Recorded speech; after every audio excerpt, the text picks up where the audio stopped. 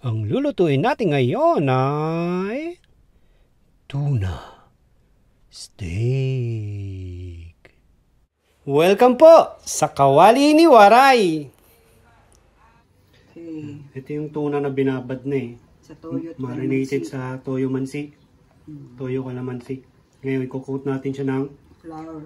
Bago natin siya i-fry. harina. Ano yung may halo ba yung harina? Wala, harina lang. Harina lang talaga siya. Kasi para para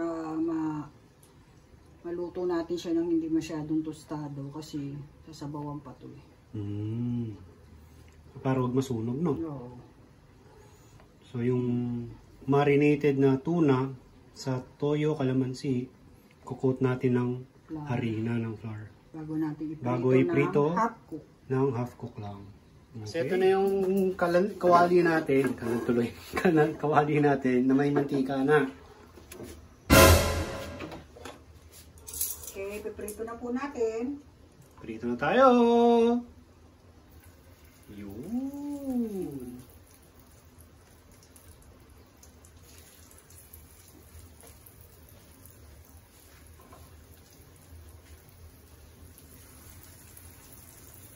Yan lang yan. Daan-daan kasi medyo mabilis madurog yan eh. Kaya natin lagyan ng para wag ma-fry na yun. Marina, no? Para magdikit-dikit.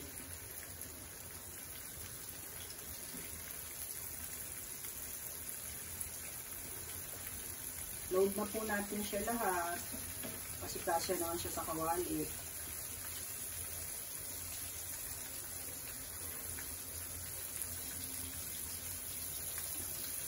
Dami.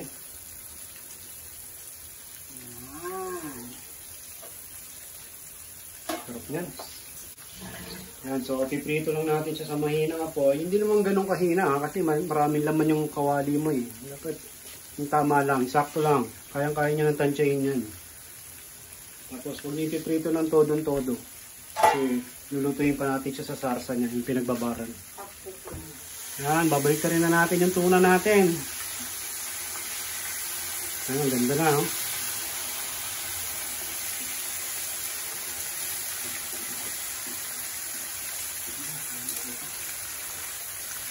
Yan, ang ganda na.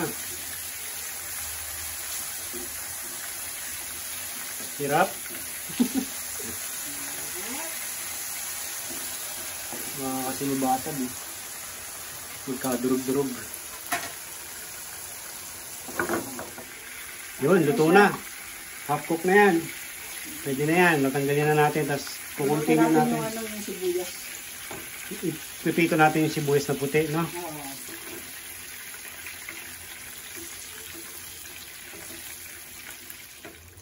And so, binawasan natin yung mantika. Masyado marami. Ngayon, Lagay na natin yung onion. prito na natin itong white onion.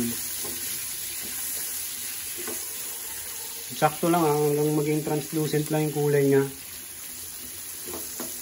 Kasi masarap din yung sibuyas pag medyo medyo crunchy. So, mga ganyan na yung kulay niyan. Pwede na nating alisin yan dyan.